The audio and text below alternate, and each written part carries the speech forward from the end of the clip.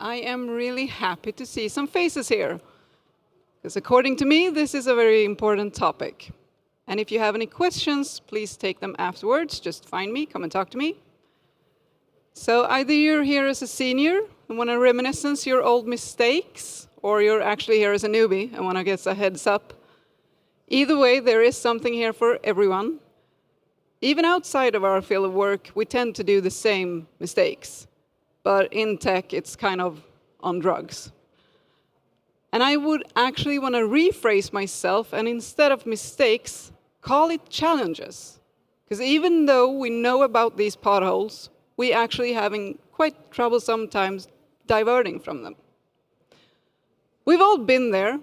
We've all been juniors, some more recently than others. And we've all made mistakes. But this session is not about learning SQL the right way or learning tools step by step. Now, this session is about us as humans. How can we enter a field as juniors without crashing into a wall within the first year? I have a strong belief that we could do a much better job in helping each other out in the start. Because there really isn't any gain in falling into the same potholes over and over again. Some challenges we need to conquer by doing, but not these really harmful life challenges. So my name is Linda Torong, and I work as a business intelligence specialist at Atollo in Stockholm, Sweden. And this is my first job in tech. It's been about a year and a half now, and it's still really overwhelming and really confusing. And it took me a while to understand that I may be a junior in tech, but I am a senior in the workplace. I worked as a journalist and in retail for a bunch of years, and I learned a lot. And I should have been able to use those work-life experiences to manage my situation.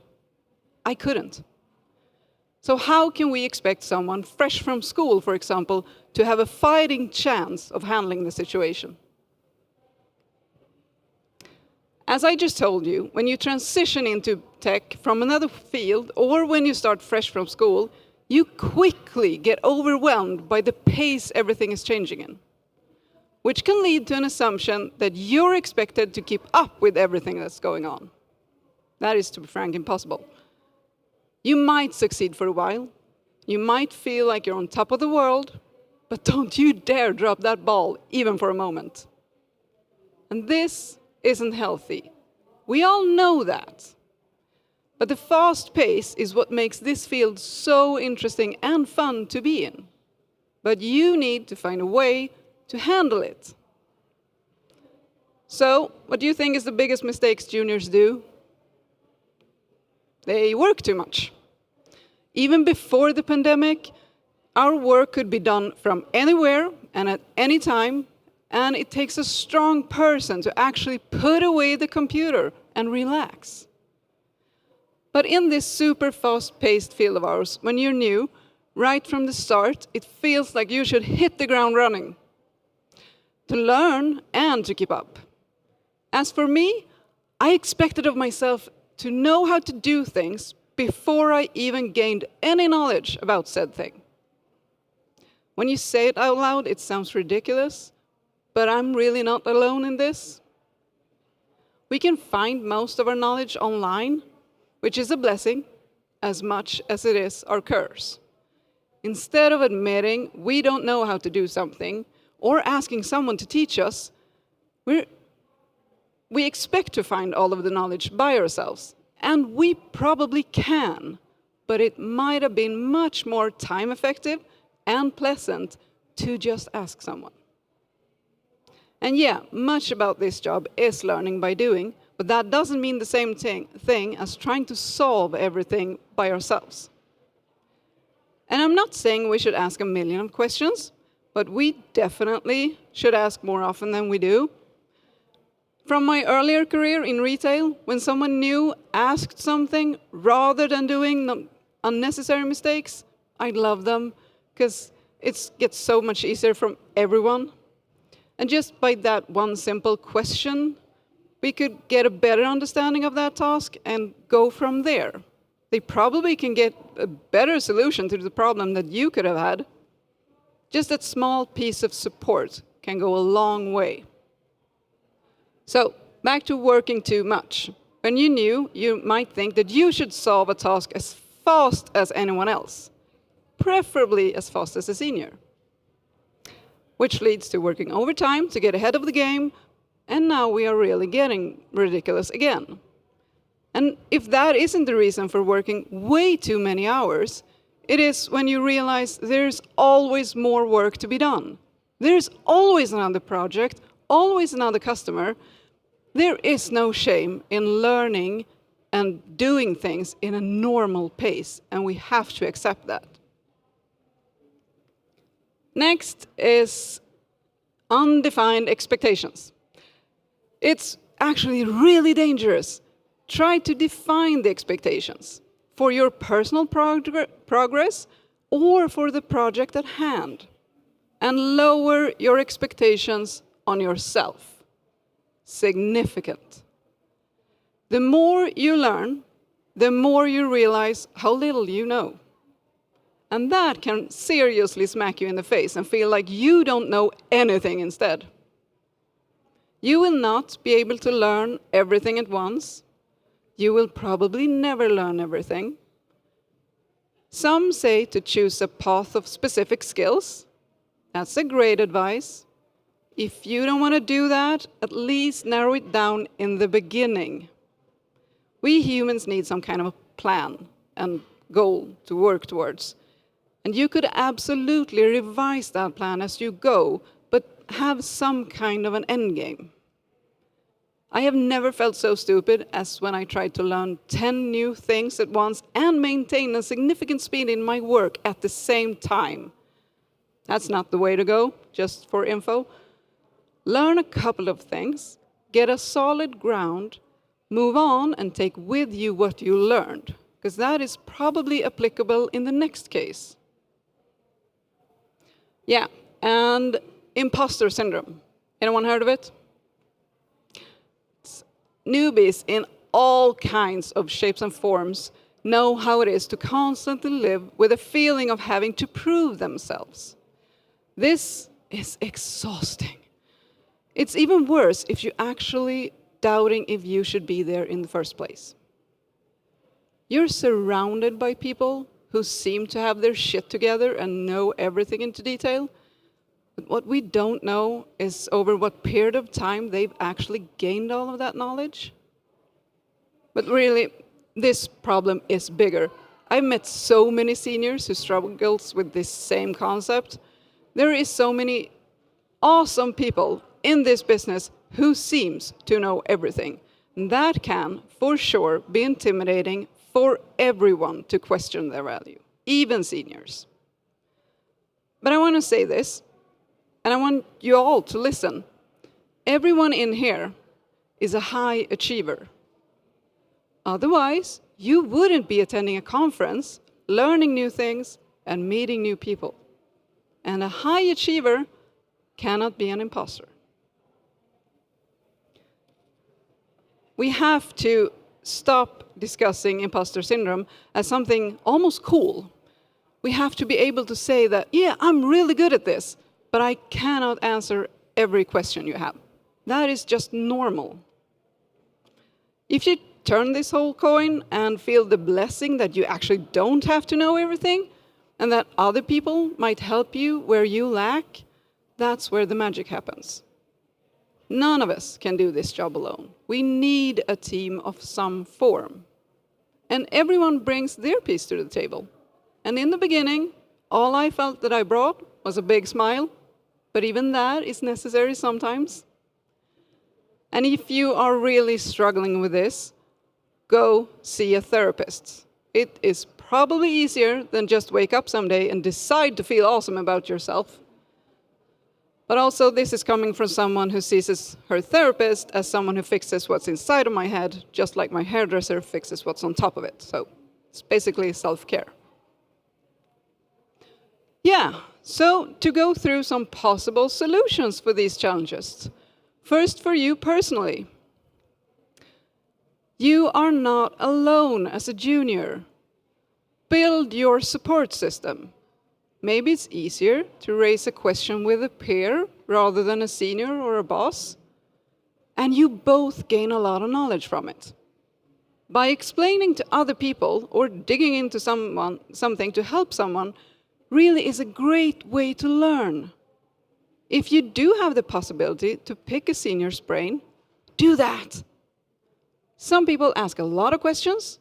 Some ask when they're at a dead end. I think that you should try and solve it. Don't be stupid. If you haven't solved a problem and you're still as confused as when you started a couple hours in, ask for advice. Not the solution. Like, for example, how should I approach this? We can still learn in our own way, but we don't need to invent the wheel all over again. Better yet, if you have solved a problem, check in with someone. What do you think of this solution? How could I optimize? Or plainly, is this a bad way of doing it? Most time, if it works, don't touch it. But it's just great to verify your work sometimes. And again, lower your expectations on you. You are not going to accomplish miracles in your first year. It's not a cool thing to work 24/7. It's not something to brag about. It's actually bad for you. So you won't get better by doing something that's hurting you. When I studied BI, I had a great teacher who explicitly said that whenever he faced a problem he couldn't solve, he either took a walk or went to sleep. The human body is not made to work and produce on highly complex tasks on many hours straight. We're actually made to work physically. Our bodies need to physically move for our minds to work. But if you, like me, struggle to actually stop working and putting away the computer, try setting boundaries. I have a rule that states that I need 2 free evenings every week where I'm not allowed to work after my already full day of work. And to some, that might seem wrong that I still work some nights, but I have made the decision that works for me. I know myself, and I won't be able to do a full stop. 2 nights every week, I'm not allowed to work. And with that rule in mind, it's actually easier to maintain. Really, we are simple creatures. We can trick our minds very much. But really find something that works for you and try to stick with it. Without these structures for well-being, you'll get burned out really fast. And make goals and your path towards them. That way it's so much easier to see progress and be proud of what you actually learned. Maybe you haven't got any clear goals, even though I think you should. But if you write a log, like a weekly summary of things you've accomplished or learned, and you'll actually get kind of surprised when you revise that to see how much you learned. Not only for your own self-worth, but it could be useful in your next negotiation with your boss. And lastly, the advice you give others, take to heart yourselves. We are always nicer and more forgiving to others than to ourselves. And now to solution for managers. As I said in the beginning, there is something here for everyone. Most companies have one form of onboarding, which is great. My suggestion is that every company who takes on juniors should have an onboarding prepared for this. The juniors really have other kinds of needs, and we need to adjust according to that. It is hard to recruit new people, so make sure you have a plan for onboarding them. And define your expectations towards new employees, juniors as well as seniors. In that way, you both make sure you have a deal with each other and know what to expect and what not to expect. This was by far my biggest problem. When I started, me and my boss hadn't really talked or less so defined expectations towards each other. So in fear of disappointing him, I worked so hard and did so over the top. It was actually ridiculous. And I needed a good friend of mine to tell me that this isn't how it should work. Without defining the results that is expected, how should I ever know when enough is enough? And how should he ever know what to expect from me? Make it clear why you hired this person. People, and juniors specifically, don't always know where their value lies. Do you hire me because of what I bring to the table today, or a year from now, or 5 years from now? We're analytical people, so make it clear what kind of progress that leads to good results, or what is needed in this present project. Be skill-specific about this. To introduce someone new isn't profitable from the get-go. We know that. So why don't we let them know that? That the expectations are low. Just watch and learn for a while and we can see where we take it from there. Who are juniors turning to with questions? If you have mentors, what is that mentor's missions? Is it for technical questions? Or is it for career advice? Maybe also a list of people responsible for various areas of competence. Otherwise, it can be very confusing when you actually have a question if you don't know who to turn to with that topic. It sure makes it all the more harder. So, last but definitely not least, we have come so far. We know work-life balance is a real thing, and as a company, you set the frames for this. Like a parent to a child, you have to lead with good examples for them to follow. Really tell them not to work day and night, even though a deadline is approaching, because if they feel they have to, you probably set the deadline wrong. And if you want people to stay and have balance, this is just as important as telling them where the coffee machine is. In the office, take coffee breaks, show that this is an allowed thing. Look after your employees by acting the part. I know this isn't easy, but kids do as grown-ups do, not as they're told. So, to conclude, if people who is already inside the tech industry get better at introducing juniors and set the standards early on, it makes the world of difference for how that new person balances expectations and work. We need to take care of each other if we want people to stay and not get burned out. And you as a junior won't get the results you want by working non-stop. You will get very confused if you don't have a plan for your progress. It doesn't matter how much you work if you're not knowing where to go. And lastly, you are enough. They hired you because they believe in you. So now you need to believe in you too. We don't have to move mountains every day to earn a living. It's okay to have a bad day. And actually, if you accept you're having a bad day and push through with lower ambition, you're actually going to get really surprised by how much you get done. Thank you for listening. I'm Linda Torong. That's all I had. Take care of each other. Please use the feedback link so we can plant some trees.